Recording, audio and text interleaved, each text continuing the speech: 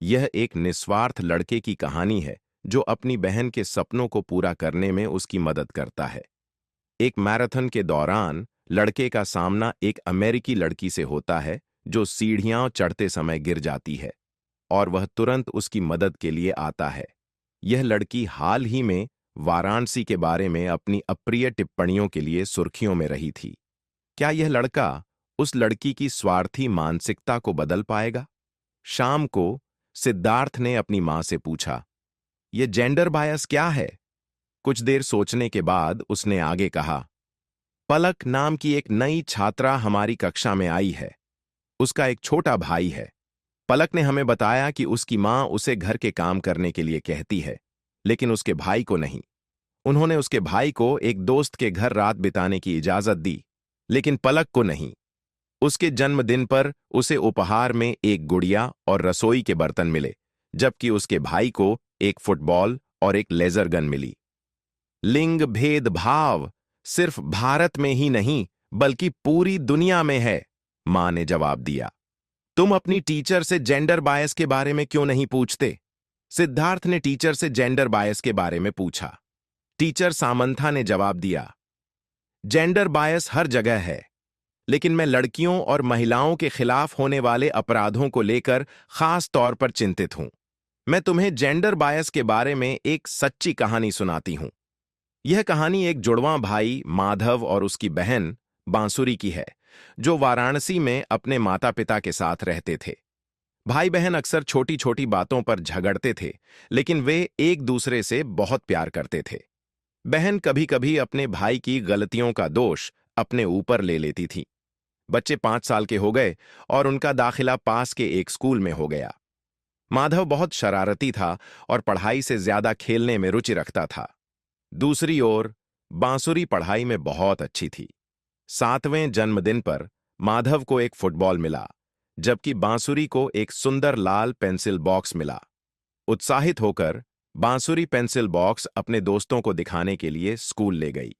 जब वह बॉक्स हाथ में लेकर अपनी कक्षा की ओर जा रही थी, एक बदमाश लड़के ने उस पेंसिल बॉक्स को छीन लिया और भाग गया। जब माधव को इस घटना का पता चला, तो उसने लंच ब्रेक में उस बदमाश लड़के को ढूंढा और बांसुरी का पेंसिल बॉक्स वापस छीनने में कामयाब रहा। परंतु बदमाश लड़के और उसके दो दोस्तों ने माधव को घेर लिया और उसे कई घूंसे मारे, लेकिन वे उससे पेंसिल बॉक्स नहीं छीन पाए क्योंकि शिक्षक ठीक समय पर आ गए थे। पीटी मास्टर बद्री माधव को अस्पताल ले गए। माधव की नाक से खून बह रहा था। डॉक्टर राहुल ने उसकी जांच की, खून रोकने के लिए मरहम लगाया और उसकी नाक पर बैंडेज लगा दी। उन्होंने माधव को एक केला दिया और कहा, तुम जल्दी ठीक हो जाओगे। मैंने सुना कि तुमने उन 3 बदमाश लड़कों का अकेले ही सामना किया। तुम्हें हेल्दी फूड खाना चाहिए, खेलना चाहिए और फिजिकली स्ट्रांग बनना चाहिए। माधव मुस्कुराते हुए स्कूल लौटा तो उसने बांसुरी को रोते हुए पाया। उसने पेंसिल बॉक्स उसे वापस दे दिया। बांसुरी ने पेंसिल बॉक्स को अपनी अलमारी में रख दिया और फिर कभी उसका इस्तेमाल नहीं किया। कुछ दिनों बाद खेल के मैदान में जाते समय माधव ने देखा कि वहीं 3 बदमाश लड़के उसका इंतजार कर रहे हैं। माधव उनसे लड़ना नहीं चाहता था, इसलिए उसने अपना रास्ता बदल लिया, परंतु उनमें से एक लड़के अशोक ने उसे रोका और कहा, मुझे माफ करना, मैंने जो किया वह गलत था। क्या अब हम दोस्त बन सकते हैं? माधव मुस्कुराया और अशोक से हाथ मिलाया। पीटी मास्टर बद्री ने दूर से यह घटना देखी और उन्हें अच्छा लगा। अशोक उनके सहपाठी, दोस्त और सिटी काउंसलर का बेटा था। जब माधव और बांसुरी 8वीं कक्षा में थे, तब बांसुरी को राखी के त्योहार के लिए पैसे मिले और वह माधव को दी लायन किंग दिखाने पिक्चर हॉल में ले गई। भीड़ के होते हुए भी माधव टिकट खरीदने में सफल रहा। मध्यांतर के दौरान बांसुरी ने 2 समोसे खरीदे क्योंकि वह जानती थी कि माधव को समोसे बहुत पसंद हैं। माधव को फिल्म बहुत अच्छी लगी और घर जाते समय उसने लायन किंग के गाने गाए। माधव जल्द ही पीटी मास्टर बद्री का प्रिय बन गया। खेलों में उत्कृष्ट प्रदर्शन करने लगा और कई पुरस्कार जीते। वह जिम में भी अभ्यास करता था और स्कूल में उसके कई अच्छे दोस्त बन गए। माधव को खाना बनाने का बहुत शौक था और वह घर पर अपनी मां की खाना बनाने में मदद करता था। परंतु मां को यह शिकायत थी कि बांसुरी अपनी पढ़ाई में बहुत ज्यादा व्यस्त रहती है और उसे खाना बनाने में कोई रुचि नहीं है। दोनों भाई बहनों ने 10वीं की परीक्षा अच्छे अंकों से पास की और बांसुरी अपनी कक्षा में प्रथम स्थान पर रही।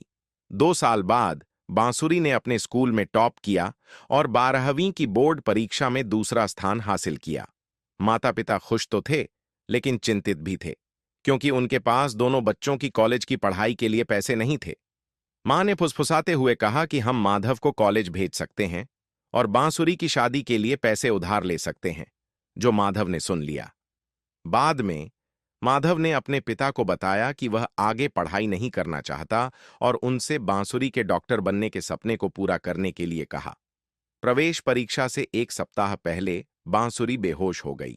माधव उसे तुरंत अस्पताल सीधे डॉक्टर राहुल के पास ले गया। उन्होंने बांसुरी को आपातकालीन कक्ष में ले जाकर नर्स को ग्लूकोज ड्रिप लगाने का निर्देश दिया और बुखार की दवाइयां दीं। डॉक्टर राहुल ने माधव को सलाह दी कि वह कम से कम 1 दिन तक बांसुरी का ध्यान रखें कि वह अच्छी तरह खाए पिए और सोए। बांसुरी ने एमबीबीएस प्रवेश परीक्षा में उच्च स्थान प्राप्त किया और वाराणसी स्थित बनारस हिंदू विश्वविद्यालय के मेडिकल कॉलेज में उसका चयन हो गया। माधव बहुत खुश था। अपनी इतनी बड़ी उपलब्धि के बावजूद बांसुरी उदास थी। पापा ने उसके दाखिले के लिए बैंक से पढ़ाई के लिए लोन लिया था, लेकिन वह नाकाफी था। माधव ने हस्तक्षेप करते हुए कहा, चिंता की कोई बात नहीं, मैं बाकी पैसों का प्रबंध कर दूंगा। अगले दिन पापा, माधव और बांसुरी ने पहले मंदिर में भगवान गणेश की पूजा की और फिर मेडिकल कॉलेज में एडमिशन फी जमा करने गए। माधव का दोस्त अशोक पैसे लेकर उनकी प्रतीक्षा कर रहा था। बांसुरी का एमबीबीएस में एडमिशन हो गया और उसका पहला सपना साकार हुआ। माधव ने शहर में होने वाली आगामी हाफ मैराथन की तैयारी शुरू कर दी।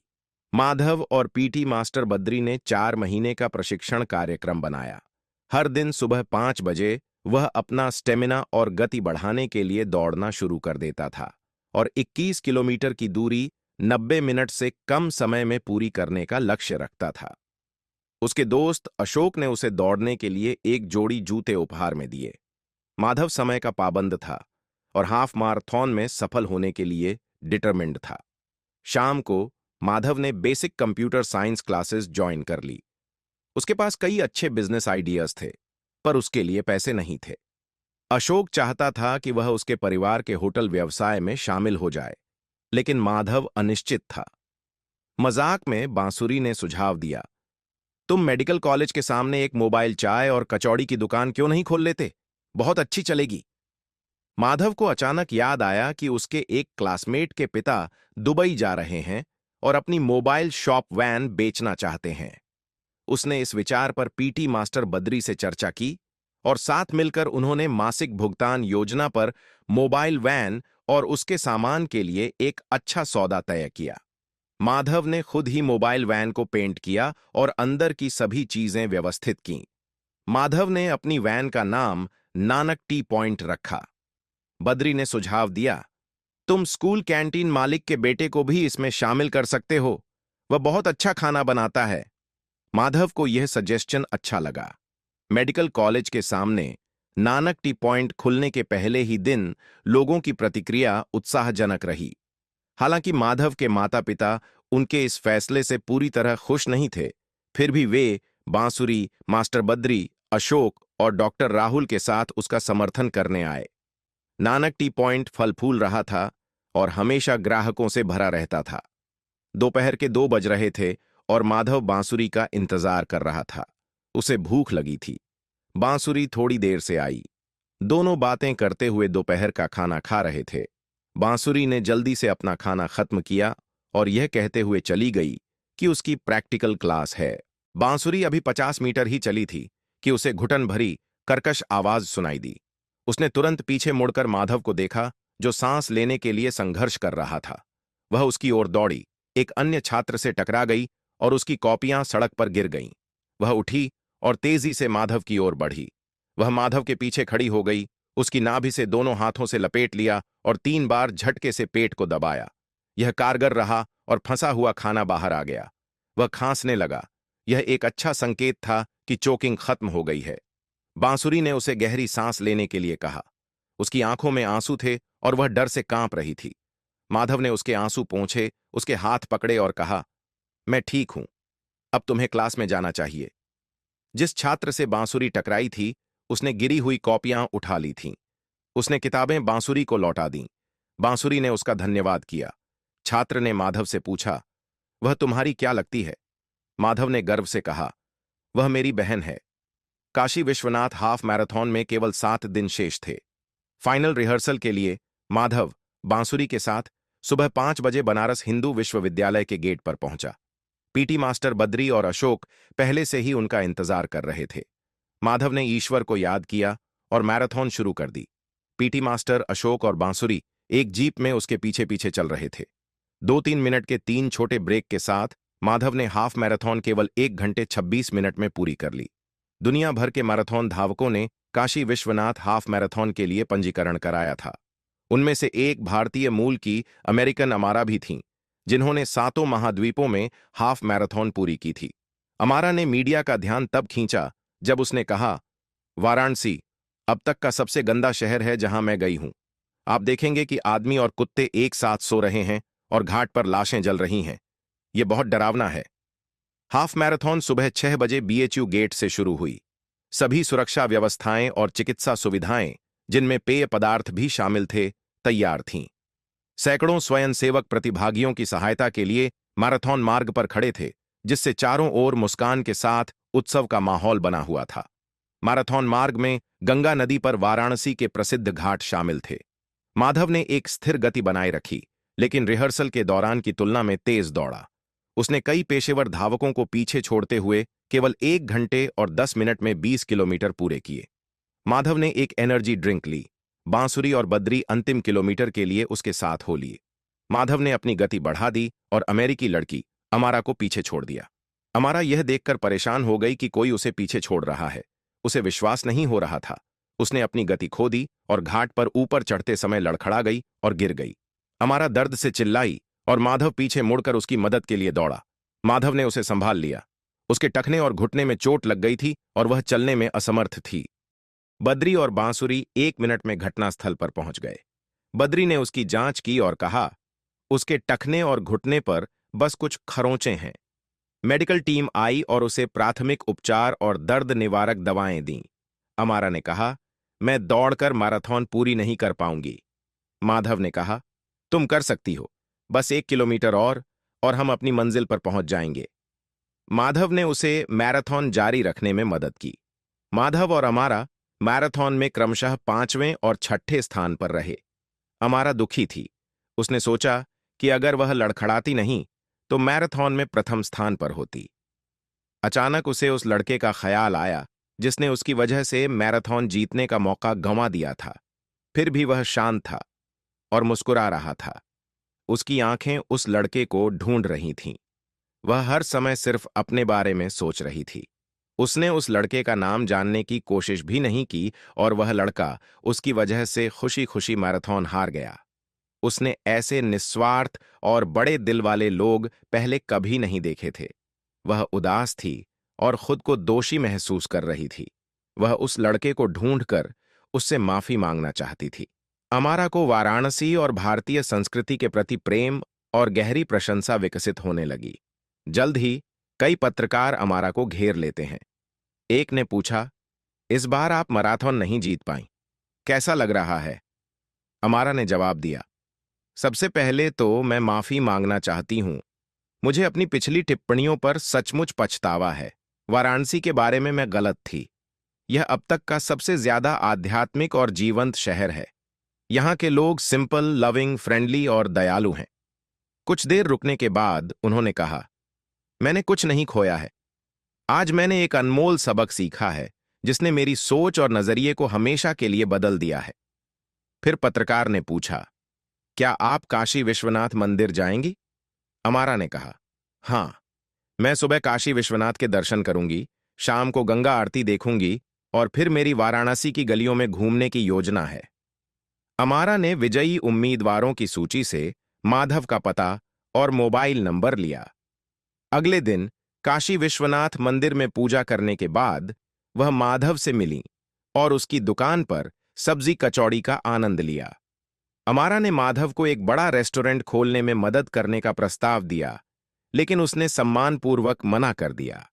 अमारा ने पूछा, क्या तुम अमेरिका आना चाहोगे? माधव ने जवाब दिया, नहीं, मुझे वाराणसी बहुत पसंद है। मेरा दिन गंगा नदी और वाराणसी के घाटों पर दौड़ने से शुरू होता है। मुझे कहीं और यह खुशी नहीं मिलेगी। फिर अमारा ने उसकी कलाई पर दोस्ती का बैंड बांधा और कहा, माधव, तुम सचमुच एक फरिश्ते हो। शिक्षिका ने कहानी का समापन इस प्रकार किया। बांसुरी को कई बार लैंगिक भेदभाव का सामना करना पड़ा, लेकिन उसने उन्हें नजरअंदाज किया और अपने लक्ष्यों को प्राप्त करने के लिए आगे बढ़ी। माधव और बांसुरी ने एक दूसरे का चट्टान की तरह साथ दिया। बांसुरी ने अपनी पढ़ाई पूरी की और अब वाराणसी में एक प्रसिद्ध डॉक्टर हैं, जबकि माधव ने तेजी से प्रगति की और अब शहर में उसके कई नानक टी पॉइंट्स हैं। यह एक काल्पनिक रचना है। नाम, पात्र, व्यवसाय, घटनाएं और वाकई लेखक की कल्पना की उपज है। किसी भी जीवित या मृत व्यक्ति या वास्तविक घटनाओं से इसकी कोई भी समानता पूरी तरह से संयोग मात्र है। नाना राजेंद्र आभार। मैं चित्रों के लिए मेटा एआई, चैट जीपीटी और leonardo.com और भाषा संपादन में सहायता के लिए सुनीता जैन और ग्रामरली ऐप का आभार व्यक्त करता हूं। यह कहानी द सेल्फलेस बॉय medium.com पर भी उपलब्ध है। अगर आपको यह कहानी पसंद आई हो तो कृपया इसे लाइक करें और मेरे चैनल को सब्सक्राइब करें। धन्यवाद।